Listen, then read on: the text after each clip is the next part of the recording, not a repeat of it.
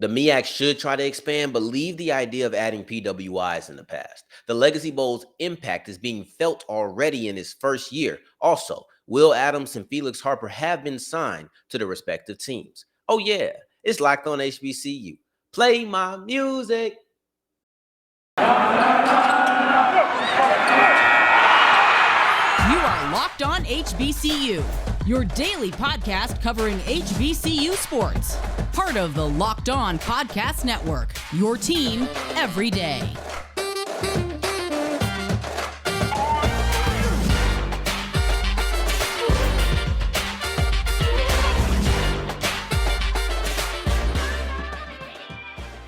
What's going on, family? Welcome back to another episode of the Locked On HBCU podcast, your number one daily one-stop shop for everything HBCU athletics, Monday through Friday, part of the Locked On Podcast Network, your team every day. And I, of course, am Darian Gray, a.k.a. the Mouth of the South, Texas Southern alum and former TSU Herald Sports editor. Thank you for going on this journey with me, making Locked On HBCU your first listen of the day every day. And when the mic cuts off, know that the journey is not over.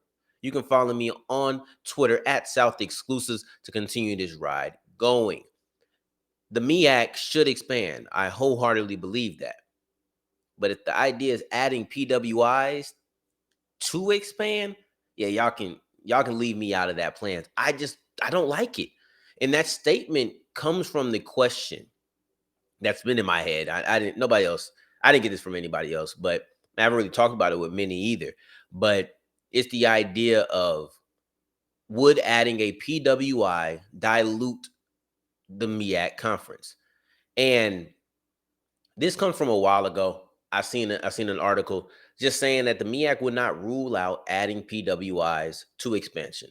And this was a while ago. I'll admit that I have not heard this talk recently, and I hope that means that the talk is over and that's not what they're trying to do. And they have absolutely no plans on doing it. But expansion is still a hot topic with the MEAC. And because it's a hot topic, well, you got to have the PWIs in there in that conversation, not for what I think you should do, but as far as it was on the table at one point, you're still sitting here talking about expansion. Who's to say that it's not on the table now? And to me, it's a last resort. Let's talk about how we got here. There doesn't seem to be anybody in the CIAA that wants to join the MEAC. It just doesn't. And I know there's people that they want to grab, but it just does not feel as if they want to come to the MEAC. And if they don't want to come to the MEAC and you want to expand, PWIs might be your last resort. I don't want it to be a resort, period. If you're judging by the beginning of this and you're listening to the tagline, the answer to the question of would adding a PWI dilute the MEAC conference, for me is a resounding yes. I know that Chowan's in the CIAA, and personally, I don't like that either, because it makes them feel as if they can be a part of things like the Legacy Bowl, which, frankly, I don't think that they should. I don't. They're not an HBCU. And we'll get into that, but I would love to know how my Chowan people, or not my Chowan people, how my HBCU people feel about Chowan being in the CIAA. How do my CIAA people feel about that? How do my Chowan people feel if you're checking this out? How do you feel about being in an HBCU conference? How does that feel for you? For there's the large percentage of Black population on campus make the integration of a non-HBCU more acceptable in your conference. These are things that have to be answered, or I would like to hear the answer to. So y'all know Twitter at South Exclusive. Y'all can tweet me if you want to leave a comment below. That's fine too. But just let me know how you feel about it. For me, I don't think PWIs belong in HBCU conferences. And just as a simple statement there, it's like, oh, well, duh, that just makes sense. But I know there's a lot more nuance to it. Now, the reason I feel this way is because the MEAC is special because it houses HBCUs only. That's their thing. It is an HBCU conference, right? That's what makes them unique. What makes all these other conferences are regional? Like, we know that. Well, what makes the SEC unique? What makes them special? Is it the fact that they are dominant in football? Dominant in baseball, they have good teams in a lot of sports. What is it? The organization. To me, those are all things that make them better. And when you get to these Power Fives, when you get to these Group of Five, when you get to all of these conferences, really, What separates them is being better than the other. Or I'm ran better than you. My teams are better than yours. Like it's things of that nature. For the MEAC, the SWAC, the CIAA, the SEAC, all of these things, what separates them is the fact that they're unique. It's not about being better than one another. It's about being unique because they all house HBCUs. That's what it's meant for. You add a PWI, to me, it kind of waters that down because you're not exclusive anymore. You're not. You're still an HBCU conference. That doesn't change anything unless you just go and you add 6 PWIs. Now you kind of a half and half, you know? That's what kind of what you are. But until that day comes, you're sitting here, you're still an HBCU conference. And when you put on a smaller scale, let's talk about a singular team, right? When you look at just a single team and you're thinking about a Tennessee State, a Hampton, a North Carolina A&T, they've all left HBCU conference. They do not belong to an HBCU conference anymore. I don't think that they lose anything for me, or as far as they don't lose their roots, I should say. What they lose is the idea of competing against HBCUs every single week. Is their brand diluted? No, not in my opinion, because you're an HBCU no matter where you go. You're consistently going to be representing that. You can't shake it. No matter if you want to try, you cannot shake it. So they don't have their brand diluted to me. They lose some of the experiences, yes. But no, they're not diluted. But I look at a conference, on the other hand, because you had a team going into a non-HBCU conference. But what about an HBCU conference welcoming in a non-HBCU school? Well, to me, that is dilution because your roots are different. At your core, your roots, you are an HBCU conference meant for HBCUs. That's it. That's what you're supposed to be. Now, desperate times call for desperate measures, and you might change. I already don't like that the MEAC has some PWIs and bowling, but you can cover that up because people ain't really supporting bowling like that. If we're just being honest, you can't do this in football, basketball, baseball, even. You know, people are going to notice this, and people are going to have things to say about it. What are you going to say about it? Personally, I'm going to say that I'm not a fan of it. I don't want PWIs and HBCU conferences. And that's not because I don't think that these two entities can mix. It's just the fact that this conference holds so much importance because it is for HBCUs. It's just simple. And this comes from somebody who has no problem with HBCUs going over there to other conferences. I'm not feeling this. Nah. Leave the PWIs out of the HBCU conferences. Let's keep what makes these conferences unique intact. That's how I feel about it. Let me know how you feel at South Exclusives in the comments below. I would love to know if you agree with me or if there's any other reason that you say no or yes. Let me know there. I gave you the places to go. Now be there. Also, I want to talk about the Legacy Bowl because the Legacy Bowl's impact, it didn't take a bunch of years to get felt. No, right away you were able to see this Legacy Bowl helped the number of HBCU players who are landing on rosters right now grow exponentially. I am so happy that this event has happened and it should continue going forward. But first, let me tell you about Built Bar because Built Bar is the best protein bar on the market, bar none. They are honestly the Swiss Army knife of protein bars because if I named all of the flavors and I just ran down the list, you would think that it was unhealthy. You would think it was sweet. You wouldn't think that it had 17 grams of protein, only 4 grams of sugar, 4 net carbs. You wouldn't think those things because the flavors wouldn't say it. But it's flavorful, it's good for you, and it can just be a snack because it still tastes good. Mind you, it still tastes good, and it's a protein bar, so it's healthy for you. All of these things come into play on why I call it the Swiss Army knife. And then they also have the Built Puffs. Wow, these things are amazing because in addition to the chocolate that the regular Built bars are covered in, it's also protein infused marshmallows. It doesn't make any sense, but what does make sense is using the promo code LOCK15 for 15% off your offer when you go to built.com. All right, so keep on rolling on today's episode of Locked On HBCU. Thank you for making us your first listen of the day. Every day, make sure that you're checking out the Locked On NBA Big Boards podcast, hosted by Rafael Barlow, host of NBA Draft Junkies, and also author of the NBA Big Boards newsletter. He's joined by Richard Stamen, Sam Ferris, Leif Thulin to give fans an in-depth look into the NBA draft, mock drafts, and of course, as the name suggests, big boards, right? And today's word of the day is hark back, meaning to turn back to an earlier topic or to go back to as an origin. And I want to talk about the Legacy Bowl and just how impactful this has been in only a year. There's only been one Legacy Bowl, and this has been extremely impactful. And you could tell that the Legacy Bowl Twitter page put out a tweet this weekend that really got me thinking about how impactful the game has been and how quickly that it happened. And that tweet was saying that 29 HBCU prospects have either been drafted, signed on as undrafted free agents, or just got a camp invite. And that is remarkable. That is absolutely remarkable. And like I said, it got me to think about how fast that this happened and how quick that it was. And we don't need the event to go on for years upon years to be like, oh, look at what the Legacy Bowl has grown into. We don't need that. You see it right now. This is a successful draft cycle. If you remember, I talked about how many HBCU players or rookies, prospects, they were prospects at the time, now they're rookies, how many of them are going to land on a roster. That was my third marker of what success was. And right after the draft, I allowed my emotions to get the best of me. And the fact that the player in Marquise Bell, who was my favorite HBCU prospect, didn't get drafted, I allowed that to come in and maybe sour a little bit, even though they didn't hit that 5 threshold. And that was part of it as well. But the truth of the matter is, this was a successful draft cycle. It was 29 players on a roster, whether that's a camp invite, whether that's a UDFA, whether that's a draft pick. 29. That's nearly, well, when you look at it, I want to say that's nearly an average of 1 per team. Just off some quick math, I think it's close.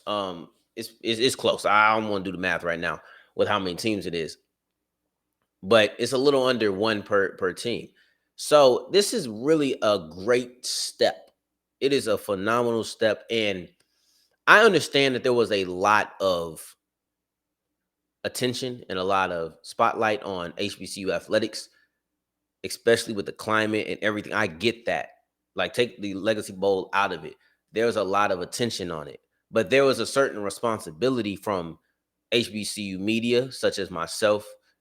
There's a certain responsibility for the athletes. There's a certain responsibility for the leaders, the people in positions of leadership, to just not drop the ball. See, the attention and the spotlight is there, but if you're not performing, it's really not going to matter. Like, I sit here and I think all the time that I'm part of the Locked On network, right? But when this camera's rolling, if I'm not doing anything, or if I'm not doing the right things as far as putting together a good show, if I'm not putting together accurate content, if I'm not doing these things, not entertaining, man, it don't matter. It doesn't. What it's about is, am I going to do what needs to be done when the lights are on? And I try to do that every day, Monday through Friday. They had to do it for a year, and they did, especially the people in positions of leadership. The Legacy Bowl that had been in talks, they had been trying to work on, this was a phenomenal event. It was. It had a career fair for players. It had week-long activities as far as practice and things of that nature. And it took excuses out of the minds of scouts. You didn't have to sit here, but man, I didn't want to go over there and over there and over there. No, all these players were put together in one place for you to look at, right there in New Orleans, Louisiana. Everybody was there. You had some of the top SEAC players. You had some of the top CIAA players. You had some of the top SWAC players, some of the top MEAC players. Everybody was there. Excuses are gone. Same with the HBCU Combine. It's the same thing. So it's not just the HBCU Legacy Bowl. It's also the Combine, because everybody's there and it's just us. It's no more getting lost in the shuffle. You can't get lost in the shuffle when it's just you. You know, it's a bunch of HBCU players. People are going to get lost in the shuffle, I guess. But as far as HBCU pride goes, you don't have to worry about HBCUs getting lost in the shuffle. And I really felt like this was a big time move. It elevated a lot of people, and we're going to talk about some of the people that elevated as well going forward. But I just wanted to make sure that everybody was listed out, that I gave everybody their props, and I did. Specifically talking about the Legacy Bowl, specifically talking about the HBCU Combine. We've seen these people get an opportunity to shine. See, the players who were going to get drafted were going to get drafted. Williams, Durant, Houston, Carter, they were going to get drafted. But 29, we hit 29 players. That's 25 more. And there's a lot of players in there who at these combines, at these legacy bowls, they made their name. They put their name on radars for people because everybody was there. It was easy. You want to see one player? Well, you got to see 50, 60 more that you didn't know you might have been interested in. That was the platform, the showcase. That was the benefit of a legacy bowl. And that's why I think that it's a great event. I'm glad that it's going to continue going forward. This is the event that you can already see. I promise you, without the HBCU Legacy Bowl, without the HBCU Combine, even with that extra attention that's been on HBCUs all year, you're not seeing 29. You're not. That's the impact of the Legacy Bowl. And we have two players in Felix Harper and Will Adams who are both at that Legacy Bowl. Will Adams was at that. Well, actually, both of them were at the HBCU Combines. They're both benefactors of these events. We're going to talk about how they were able to impress and sign with their teams going into camp for 2022. But first, let me tell you about BetOnline, because betonline.net is the best place for all of your sports wagering. And we just watched the Mavericks absolutely demolish the Suns. I did not see that coming. But what I do see now is we have the Western Conference Finals, we have the Eastern Conference Finals, and it's time to start putting your money down. You got you got the Celtics versus the Heat.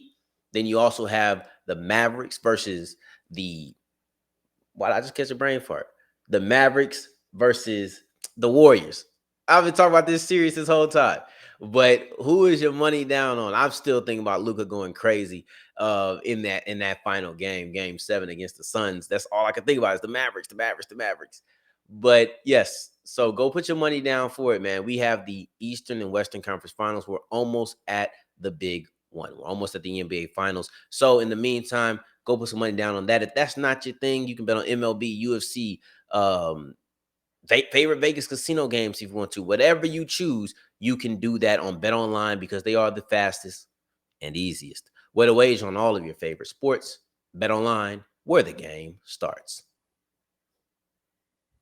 All right, so wrapping up today's episode of Locked On HBCU, Will Adams and Felix Harper have signed undrafted free agent contracts after impressing in a move that I hope continues throughout all of the offseason. That is HBCU players who are camp invites being signed to undrafted free agent contracts. Now, I thought that Felix Harper was already signed. I seen multiple sources say that Felix Harper had already signed a contract, but I guess that was not the case. But let's first get into the road that he had to travel to get there, right? Now, as a camp invite, you kind of understand that there's somewhat of a pecking order. It's somewhat of a pyramid, and it's all rookies. So you have rookies that were drafted, undrafted free agent rookies, and you also have camp invite rookies. So to a certain extent, you got to outperform because you're on the bottom level. So you got to really be better than the UDFAs. A lot of the draft picks you might not, you're just not going to beat. But you understand that you have to really step up because they chose you last. They did. Your particular team chose not to draft you. They chose not to give you they chose not to give you a contract. Instead, you're an invite. So you have to really come in and impress. And that's exactly what Will Adams and Felix Harper did. Let's start off with Felix Harper, because Felix Harper is a guy who, like I said, I thought already had a contract. I seen it in at least 3 different places that he had a contract. So when I saw the news that he was signed to one, it was like, oh, okay, I guess he was in fact a camp invite. They were just, they got some bad information.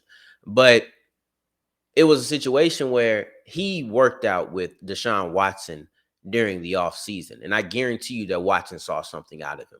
Because if he did, or if he didn't, he wasn't going to be a part of this team. He wasn't. I'm not saying that the relationship is the only reason he's there. Not at all. I've seen Trigger Man. I've seen Felix Harper. He is a talented quarterback. What I am saying is that working out with Deshaun Watson, if Watson thought he wasn't all that, this isn't happening. Deshaun Watson isn't going to be like, yeah, bring him in. No, actually, I wouldn't be surprised if Deshaun Watson went to the Cleveland Browns and said, you should pick up this guy. He's a good young quarterback. Or if they already had interest And Harper said, yeah, I have a relationship with Watson. We worked out during the summer. I'm going to go there. And in a way, Harper's path is very parallel to Aquil Glass, especially now that they're both camp invites. Both of them are going to be, or at least looking to be. Harper's already achieved this, and Glass is in the midst of rookie minicamp right now, so we're not hearing anything thus far. But they're both going to be the fifth quarterback on the roster going into training camp. Now, here's the little difference that Glass is going to have the starter, two veteran backups, and then Kyle Trask, a young quarterback. But when you look at Felix Harper is going to be the fourth quarterback in camp at some point, we suppose. So you're going to have the starter, two veteran backups, and then a young guy. He's not as young as Kyle Trask, but he's still a young guy in Baker Mayfield, a guy who's still on his first contract in the league. So I'm still going to consider him a young guy. But Baker Mayfield's going to be gone. We think Baker Mayfield is going to leave. And if he does, that puts Harper at number 4. Now, if they decide to keep only one veteran guy, either one, Tampa Bay or Cleveland, now you'll see. I don't think it matters for Aquil Glass. I think Aquil Glass is going to be on the practice squad because there's a young guy. Now, Harper, if they decide to go with only one veteran instead of 2, you could see Harper being that third guy. Harper could legitimately be the third guy on a 53-man roster throughout the duration of the year. It would not shock me. It also would not shock me if he ends up on a practice squad. But I'm looking at it and I'm saying, okay, Baker Mayfield's going to leave. Josh Dobbs, who else is there? Jacoby Brissett. Jacoby Brissett is a really good backup quarterback. Jacoby Brissett is going to make that team. Josh Dobbs might make that team. He might not. He really might not. You might get the rookie, and if you don't, then you always have the practice squad, right? But I really do see a way that Felix Harper gets on this 53-man roster, And if I'd have known he was a camp invite, and really thought about it, I think he would have been the camp invite that I chose to make the 53-man roster last year. And, it's anybody, so it really does not matter. But that guy has an opportunity set up right in front of him that should work wonders. Now let's move into Will Adams, a guy who Commanders media has already said would be a really good practice squad player. And that might sound like they're minimizing, but I don't think that they are. And I actually think that they're correct. He is a really good practice squad prospect in the sense that they're looking at his good but not great production statistically. And then they're also looking at the fact that, his size could get some work, But let's look at the big thing with Will Adams. There's a reason why I thought he might have got drafted very, very late. And that is because he's the type of guy, when you look at his measurements, as far as what he did at the HBCU Combine, you can't sit there and not get excited. Will Adams is completely a guy who you sit there like, oh, I can do something with him. That guy over there, he might not have the greatest stats, but I can do something with that because he's jumping out the gym, broad jump, vertical jump. His explosiveness is clearly there. You see it during the L drill. His explosiveness and his ability to move is clearly there. And if I got an athlete of his caliber, somebody where it's like, man, you can't teach that athleticism. When I have that, I can fit everything else in. I can get your technique right. I can teach you to do the things the way we want them to be done. I can do all of that. Maybe a year on the practice squad. Get your bulk up, get your weight up, right?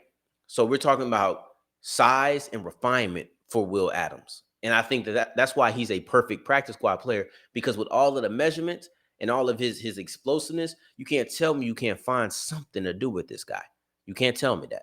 Now, this is something I thought was pretty cool. At Virginia State, his defensive coordinator used to play for Washington as a defensive back. And then he started coaching. And when he got his coaching, the defensive coordinator, of course, when he started getting his coaching start, it was under Jack Del Rio. And Jack Del Rio is now the current Washington defensive coordinator. And I just thought that was a real dope story. It was all full circle. I really did enjoy it because I love stories. But speaking of full circle, let's make that full circle and come back tomorrow and make Locked On HBCU your first listen of the day. Again, we're going to be talking about some of these rookies who are in rookie mini camp because they already had the first section of them go about last week, but now we're looking at this weekend or the weekend that just passed, I should say, because there was a couple of players who have been standing out in their respective teams' rookie mini camps. We're going to be talking about them now. For your second listen of the day, make sure that you're checking out some of our other conference shows in addition to Locked On HBCU. Go check out Locked On ACC, right? You got Candace Cooper, friend of the show. Go check out Locked On SEC, Locked On Big 12, Locked On Pac-12. Go check out those shows right now. And in the meantime, in between time, if you're looking for me, you can find me on Twitter at South Exclusives. Until the next time that we hear each other, family, take care, stay blessed. Peace.